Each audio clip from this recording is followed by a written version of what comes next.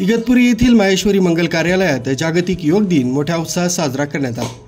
कार्यक्रमास नाशिक ग्रामीणचे पोलीस अधीक्षक बाळासाहेब पाटील, अप्पर पोलीस अधीक्षक आदित्य मिरखेलकर, उपविभागीय पोलीस अधिकारी हरीश खेडकर यांच्या मार्गदर्शनाखाली आणि इगतपुरी पोलीस ठाण्याच्या पोलीस निरीक्षिका सारिका अहिरराव यांच्या प्रमुख उपस्थितीत आयोजन करण्यात आलं। या योग सत्रात महात्मा गांधी हायस्कूलचे विद्यार्थी, पोलीस कर्मचारी, जनसेवा प्रतिष्ठान, ज्येष्ठ नागरिक संघ, व्यापारी वर्ग आणि स्थानिक नागरिक मोठ्या संख्येने सहभागी झाले। योग गुरु डॉक्टर प्रदीप बागल आणि किशोर मुळे यांनी उपस्थितांना योगाचे प्रात्यक्षिकासह मार्गदर्शन केलं।